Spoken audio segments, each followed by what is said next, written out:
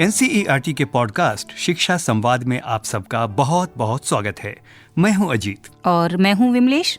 नमस्कार श्रोताओं, हमारा आज का पॉडकास्ट एनसीईआरटी के निदेशक महोदय प्रोफेसर दिनेश प्रसाद सकलानी जी के भाषण पर आधारित है, जो उन्होंने भारत के 77वें गणतंत्र दिवस के अवसर पर एनसीईआरटी के मुख्यालय राष्ट्रीय शिक्षा संस्थान परिसर में दिया। आइए जानते हैं इस पुनीत अवसर पर उन्होंने अपने संबोधन में क्या कहा और क्या क्या दिशा निर्देश दिए। जी, इस शुभ अवसर पर उन्होंने सबसे पहले वहां पधारे गणमान्य अतिथियों, संकाय के सदस्यों और प्रतिभाग करने वाले बच्चों को गणतंत्र दिवस की और राष्ट्रीय गीत वंदे मातरम के 150 वर्ष पूरे होने के अवसर पर शुभकामनाएं दी। साथ ही साथ वंदे मातरम गीत को उन्होंने आजादी के प्राण प्रण की संज्ञा दी। श्रोताओं, वंदे मातरम के बारे में उन्होंने कहा कि स्वतंत्रता संग्राम के आंदोलन में देश की जनता के मन में देशभक्ति की भावना जगाने में इस गीत की बड़ी अहम भूमिका रही है। जी, आज भी ये गीत हमें उतना ही उत्प्रेरित करता है और निरंतर राष्ट्र प्रेम की भावना को उद्वेलित करता है। आइए अब सुनते हैं कि हमारे राष्ट्र के गौरव यानी संविधान के बारे में उन्होंने क्या कहा। संविधान के प्रति अपने उद्गार व्यक्त करते हुए उन्होंने कहा कि हमारा संविधान 26 नवंबर 1949 को अंगीकृत किया गया और 26 जनवरी 1950 को भारत गणतंत्र के संविधान के रूप में लागू हुआ, जिसके कारण हमारा देश दुनिया के सबसे बड़े गणतंत्र के रूप में विश्व पटल पर उभरा। उन्होंने संविधान के निर्माताओं के प्रति भी अपना आभार प्रकट किया और कहा कि हमारा संविधान समता, न्याय और समावेशिता के मूल्यों का उत्कृष्ट उदाहरण है, जिसमें हमारी भारतीय सभ्यता की सुंदरता के दर्शन होते हैं। जी, हमारे संविधान में वेदों, विशेषकर अथर्ववेद में निहित दर्शन और चिंतन का गहरा प्रभाव दिखाई पड़ता है। उन्होंने ये भी कहा कि हमारी भारतीय परंपरा ही समावेशन की है, जिसका अर्थ है समाज के सभी वर्गों को साथ लेकर चलना, और यही भाव हमारे संविधान का मुख्य आधार है। समयानुसार, जरूरत के अनुसार इसमें कई संशोधन हुए, जो इसके अद्भुत लचीलेपन को दर्शाता है। श्रोताओं, महती सभा को संबोधित करते हुए उन्होंने बल देकर कहा कि किसी भी संस्था में देशभक्ति का भाव होना बहुत जरूरी है, और यह भाव तभी उत्पन्न होगा जब यह लोगों के व्यक्तिगत जीवन में आएगा। जी, लोग यदि देशभक्त और समर्पित हैं तो संस्थाएं भी अच्छी होंगी, और यदि संस्थाएं अच्छी होंगी तो राष्ट्र भी अच्छा होगा।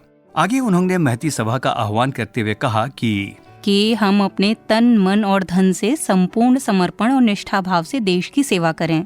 इसी से हमारे देश प्रेम की भावना परिलक्षित होगी। उन्होंने उन सभी स्वतंत्रता सेनानियों के प्रति भी श्रद्धा और आभार जताया, जिन्होंने देश की आजादी के महायज्ञ में अपना सर्वस्व न्यौछावर कर दिया। सचमुच श्रोताओं, इस पॉडकास्ट के माध्यम से हम भी अपनी श्रद्धांजलि उन नायकों को अर्पित करते हैं। अब बात आती है एनसीईआरटी की। एनसीईआरटी के बारे में उन्होंने कहा कि राष्ट्र निर्माण में एनसीईआरटी का बहुत अहम योगदान है। राष्ट्रीय शिक्षा नीति के अनुशंसा के अनुरूप निर्मित नई पाठ्य पुस्तकों में हुए प्रयासों और इन्हें साकार करने के अथक परिश्रम की उन्होंने भूरी भूरी प्रशंसा की और कहा कि जब हम सब मिलकर कार्य करते हैं तो हमारा संकल्प सिद्धि बन जाता है। जी हाँ, संकल्प से सिद्धि, यही तो मूल मंत्र है किसी लक्ष्य को प्राप्त करने का। जी, पाठ्य पुस्तकों के बारे में उन्होंने विशेष रूप से कहा कि अपनी इन पाठ्य पुस्तकों के द्वारा हम अपने देश की मर्यादा, भारतीय ज्ञान परंपरा और सभ्यता के गौरव को प्रतिबिंबित कर रहे हैं। राष्ट्रीय शिक्षा नीति की अनुशंसाओं को उद्धृत करते हुए उन्होंने कहा कि इस शिक्षा नीति का लक्ष्य यही है कि हम ऐसे नागरिक उत्पन्न करें जो 21वीं सदी की तकनीकों और कौशल से परिचित हों, और साथ ही साथ वे अपनी सभ्यता, संस्कृति और देश के प्रति गौरव का भाव रखते हों। उन्होंने ये भी कहा कि देश के प्रति गौरव की भावना उत्पन्न करने का सबसे पहला दायित्व शिक्षा का है। जी, और इसके लिए बहुत जरूरी है कि हम शिक्षा के द्वारा विद्यार्थियों को उनके गौरवशाली अतीत की जड़ों से जोड़ें। जी, एनसीईआरटी का मुख्य काम बीजारोपण का है, जिसके द्वारा हम अपने पाठ्यक्रमों से अपनी परंपराओं और मूल्यों के प्रति जागरूकता उत्पन्न करते हैं। भविष्य को संदर्भित करते हुए उन्होंने कहा कि अभी हमने कुछ जरूर किया है, लेकिन अभी बहुत कुछ करना बाकी है। हम इतने से ही संतुष्ट न हो जाएं और पूरे उत्साह के साथ अपने लक्ष्य की ओर आगे बढ़ें। और हाँ, उन्होंने अंग्रेजी के सुप्रसिद्ध कवि रॉबर्ट फ्रॉस्ट की कविता का एक वाक्यांश संदर्भित भी किया, जिसमें कवि कहते हैं, and miles to go before I sleep. जी हाँ श्रोताओं, इस क्रम में निदेशक महोदय का कहना था कि हमें अभी बहुत आगे जाना है, सोने से पहले बहुत कुछ करना है।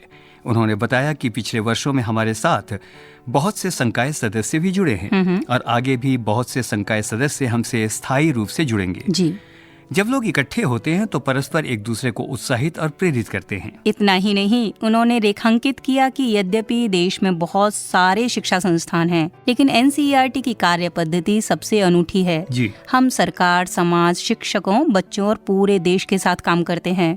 उन्होंने कहा कि शिक्षा के क्षेत्र में हमारे कार्य करने की निरंतरता बनी रहनी चाहिए। उन्होंने ये भी आह्वान किया कि हमारे विचार सदा प्रवाहमान बने रहें। उन्होंने ये भी कहा कि अभी तक हमने कक्षा 8 तक की किताबें बनाई हैं और इनके उपयोग करने के लिए शिक्षकों को प्रशिक्षण भी दिया है। जी। हम उसकी समीक्षा भी कर रहे हैं। राष्ट्रीय स्तर पर हमारा प्रशिक्षण कार्यक्रम निष्ठा भी शुरू होने वाला है। जी। निदेशक महोदय ने घोषित किया कि कक्षा 9, 10, 11 और 12 के पाठ्यक्रम भी बन रहे हैं। बहुत जल्द हमारी कक्षा 9 की पाठ्य पुस्तकें फरवरी तक आ जाएंगी। उन्होंने सबसे आग्रह किया कि सब एकजुट होकर कार्य करें। वे एक दूसरे के संपूरक बने, प्रतिद्वंद्वी नहीं, और यदि प्रतिद्वंद्विता ही करनी है तो स्वयं से करें। जी। उन्होंने ये भी घोषणा की कि बहुत जल्द हम विश्वविद्यालय बनने वाले हैं। इसकी अधिसूचना जल्द ही जारी की जाएगी।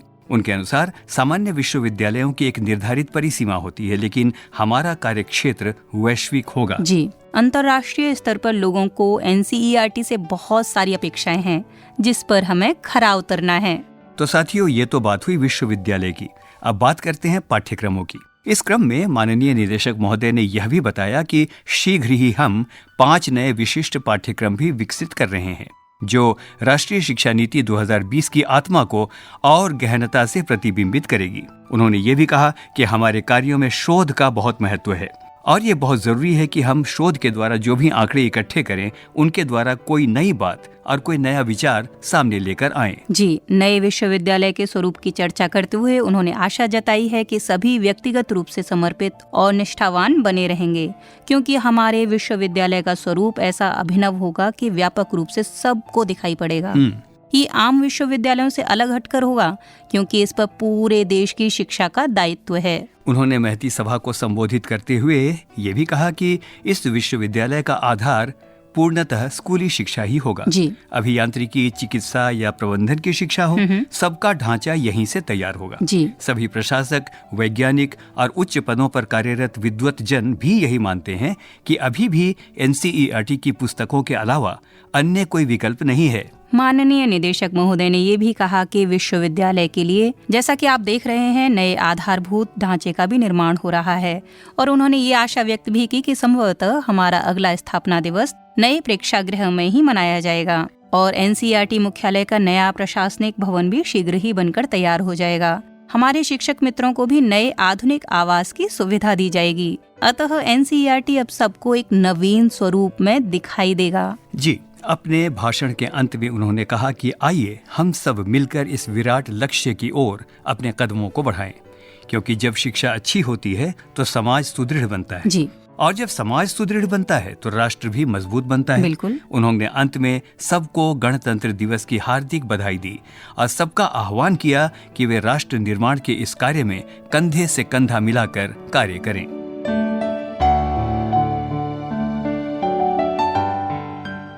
तो साथियों, अभी आप सुन रहे थे एनसीईआरटी का पॉडकास्ट शिक्षा संवाद, जो आधारित था एनसीईआरटी के निदेशक महोदय प्रोफेसर दिनेश प्रसाद सकलानी जी के भाषण पर। आशा है आपको जरूर पसंद आया होगा।